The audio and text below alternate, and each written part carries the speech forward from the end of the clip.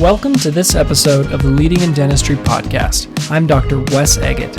After spending the last 20 years in a variety of leadership positions, and as a student of leadership myself, I started Leading in Dentistry to share what I found and to continue learning with you. If anything from this episode stands out, check out the show notes, our online courses, or one-on-one coaching on leadingindentistry.com. Hello and welcome back to another episode of the Leading in Dentistry podcast. I'm Dr. Wes Eggett. For those of you new to the podcast, I am a practicing associate dentist just outside of Denver, Colorado, and I started Leading in Dentistry to help develop the leadership skills of each team member in the dental office, not just the business owner. And I started this podcast specifically while I'm not an owner of any dental practice, as I really want to get across the message that you don't need to wait until you're in charge to be a leader. And in each episode of the podcast, we'll go through and either do an interview with someone interesting in leadership, either a real-world leader, and see what they've done in their own practice, whether they are the business owner or an office manager or an associate dentist or any member of the team, assistant, hygienist. Every single episode, the idea is to bring real people to share their stories. And then there are some episodes as well where I will share my own insights and things that I picked up along the way, because I do a lot of listening and reading into the leadership space. And I'd like to share some of those resources and pass along some of the interesting things that I've found along the way. So in this episode, I'd like to share something that I recently heard about on the Andy Stanley Leadership Podcast. I've talked about him and his podcast before and some of the books and resources that his organization has put out. Great resource if you're looking for some more good leadership content. But on a recent episode of his podcast, he interviewed Ginger Hardage, who used to be the head of culture at Southwest Airlines. She was there until 2016. And since then, she has spent all of her time talking about corporate culture and the culture of different organizations, and what are some of the things that organizations and teams of businesses can do to develop a better culture amongst their team members. And in this particular discussion, what they talked about was what she calls the 5 lies of corporate culture. Different things that businesses and teams and organizations tell themselves that prevent them from developing the culture that they want. And specifically, a lot of businesses don't know what kind of culture they want, but they want specific results. And she teaches that if you have a specific culture, an intentional culture in place, then it makes it so much easier to get the results that you're looking for. So what I wanted to do today was go through these 5 lies of culture and then talk about them and how they relate specifically to dentistry and the dental office and the dental team. So the first lie that she talks about, she says culture is fluffy. So people believe that culture is fluffy. They assume that it's about perks or about team building events, and it's very soft skills and people sitting in a circle and singing Kumbaya, and that's how you build a good work culture. But really what she talks about is that culture is the foundation of your business's success. It impacts your patient experience and everything that your team does. And one of the things that she says is she's talking about the kind of culture that can drive your bottom line and improve your business results. Happy employees are going to take care of the customers, and the shareholders and stakeholders are going to be taken care of. So when you build a good culture, it actually leads to better results. You'll be able to get what it is that you're looking for. And the reason for that is it comes back to your team and how your team feels about engaging with your culture and your mission. When they feel like they have that sense of autonomy and that sense of buy-in, then that's what's going to make the difference. It helps you, it really helps you accomplish what it is that you set out to accomplish in the first place. So culture isn't something that is fluffy. It's something that helps you accomplish your goals. It like she says, it can help drive the bottom line in a way that you couldn't have planned on. So when you're thinking about developing culture and what the real reason is behind your culture, yes, it's about developing people. Yes, it's about helping other people reach a better version of themselves or reach their potential. But for people who are concerned about the fluffiness of culture, just remember that there's a very pragmatic reason for doing it. I think one of the reasons that Leading in Dentistry was such an interesting thing for me to start in the beginning was me struggling with helping people understand that dentistry is filled with very pragmatic people that look at the numbers and look at the metrics.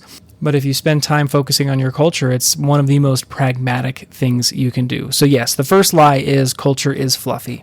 The second lie that people believe is that culture is someone else's job. So most people believe that maintaining a company culture is the responsibility of the business owner or responsibility of the team lead, or in bigger organizations that it's the HR team's job, when really culture is shaped by everybody. It's something that everybody needs to contribute to, and not just here and there, not just during specific team meetings, but during absolutely everything that you do. Especially, I mean, the frontline employees are the ones who interact with the customers and the team, and they're the ones that at the end of the day will really carry out the culture that the leaders at the top are trying to establish. And so culture has to be absolutely on everybody. And one of the things that I've really enjoyed about leading in dentistry is focusing on the responsibility to be a leader for every team member. It's not just for the business owner. It's not just for the practice owner, the office manager. It's for everybody. And if you are an assistant or a hygienist or sterilization tech or whatever position you hold in the office and you're listening to this, I would encourage you to reach out to me on Instagram. I'd like to hear some of your stories and what are the things that are getting you interested in leadership, even though you don't have a defined leadership position. I'd like to hear, why is it that this is drawing your attention? Because the fact of the matter is that if you are one of those people, then you do understand this inherently, that culture is not somebody else's job. It's something that you know that you can help to pull some levers and move the needle on that. So all that to say that I couldn't agree more here that culture is everyone's responsibility, not just one person's responsibility. Having everyone take some sense of ownership over their personal domain is what's going to build that culture more than anything else. I think it was Barbara Bush who said, in order to make the world clean, everyone just has to sweep off their porch. And if you are just taking care of that little space around you, that's what's going to really affect the culture of the organization. Just a quick interruption here. If you are gaining some value from this podcast, if you enjoy it in any way, if you think someone else could benefit from it, then go ahead and share this with a friend, share it with your team, share it with a colleague. It really helps support the show. Now let's get back to it. The next lie or misconception that people have about leadership, and this rings especially true in dentistry, is that our values are on the wall and that's enough. And values, core values is something that a lot of people in dentistry talk about very frequently. Many different business owners have gone to, vision days and sat down and talked about what their values are and spent time kind of outlining what it is that they want to set for their culture. And it starts with this very intentional moment, but it doesn't remain intentional over time. So companies will develop those values, they'll put them on the wall, and they will fail to integrate them into the daily operations. One of the things that she says about what Ginger says about the values being on the wall, she says this: a lot of organizations spend time identifying their values and then they put them up on the wall and go about the business of work and never refer back to them. The best-in-class organizations spend time at every touch point, through hiring, onboarding, training, recognition, all the way to performance evaluations, focusing on their values. And so it's not just something that happens at one time where you develop those values, but it is living them every day. When she brings this point up, Andy Stanley has a really interesting response. He says, it's not just about putting your values on the walls, it's about living them in the halls. So not just values on the wall, but living it in the hall. And couldn't be more true for dentistry. In our practice, we have core values that were established at a vision day, and they're up on the wall. And one of the things that we have done very intentionally over the last year is to talk about them in every morning huddle. So we would, for a while there, we had a value of the day, and we just go through the values over the course of the week. And then we'd look for specific opportunities to give shout outs for different team members at every morning huddle. And we found that rotating through them so quickly didn't allow us the opportunity to really dive deep on them. So instead, we've transitioned to talking about our core values over the course of the week. So we'll take a value, and this week is compassion week. This week is integrity week. And honestly, it's just been really great for the team to go through and share different quotes and to share different stories about things that are happening in our practice that help give examples of us living our values. So let's go on to lie 4, or the fourth misconception that people have about building culture. And this one is called, if I empower my employees, I might lose control. This is what Ginger says. A lot of leaders feel that they're going to lose control if they give their employees power, but they're going to miss out on so much individual contribution and empowerment. If we were able to give the freedom to our employees to actually use the personality and the skills we hire them for, that would be incredible. And so the point here is that employees perform better when they are given autonomy, but you actually give them a framework. I remember I had a leader one time that said, "These are the boundaries. Do not go outside of these boundaries. But within these boundaries, there are no boundaries." And so he was very clear on saying, this is what I'm okay with, this is what I'm not okay with, but within this framework, do anything you can in order to make a difference in your own unique, specific way. And so for me, that was very empowering. I felt, I didn't feel like I went off the rails. I didn't deviate from his mission or from his vision or from his plan, but I was able to bring my full self to contribute to being a member of the team. And so do not forget that empowering your employees does not make you lose control. If you are the person who is in that position of not just authority, but of ownership or of leadership over the team, you actually have that position, not just the influence. When you have that position, remember that helping share some of that will only develop your team and help them gain a greater sense of buy-in and loyalty to the team. So it is a good thing to empower your employees. Don't worry about the idea that you might lose control, because you'll be able to know when you delegate things properly how to rein things in, give people feedback, and it's only going to make your life easier in the long run. It might make it a little bit more difficult up in the short run, in the short term, where you need to be correcting things and having those conversations, but in the long run, it's going to be such a worthwhile investment. And speaking of investment, that brings us to lie 5. What she says is, we can't afford culture. That is the 5th lie, or the 5th misconception about culture.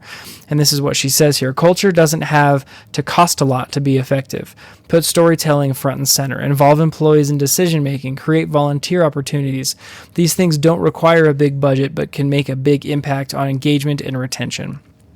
So when we invest in our team, that doesn't have to be a financial investment. It's investing your time and spending that time having conversations, reinforcing your values, and getting to know them, getting to just to have those experiences. One of the things we've talked about before in building trust and building trusting relationships is this idea that comes from Brene Brown. She talks about the marble jar, where her daughter was at school, and every time someone would do something good for another classmate, they would put marbles in the jar.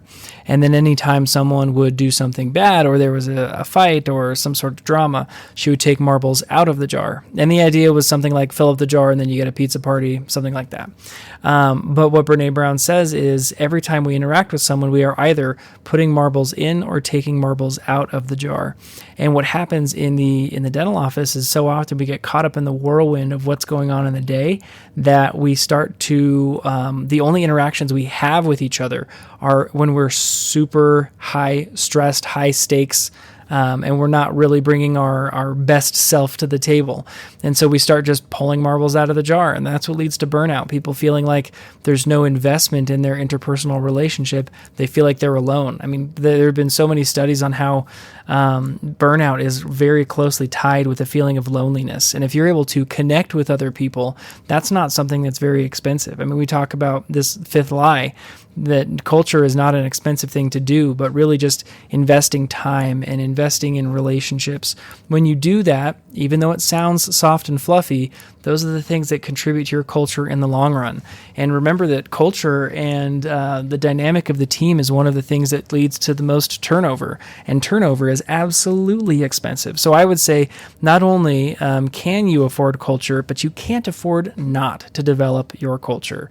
Developing your culture is really what's going to make your team different than other teams. It's going to make people join your team and feel like this is something special. And if you're the type of leader that is listening to this podcast, even to begin with, that just shows that you're the type of person who wants to create an intentional, positive culture, because that is the type of message that we're trying to send through Leading in Dentistry, that anybody can do that. Whether you are the owner or you are the sterilization tech, you cannot afford to not develop your culture. You cannot afford to not invest in your culture. One of the most famous quotes in leadership is that culture eats strategy for breakfast, and it's absolutely true. If you get the culture right, everything else is going to fall into place.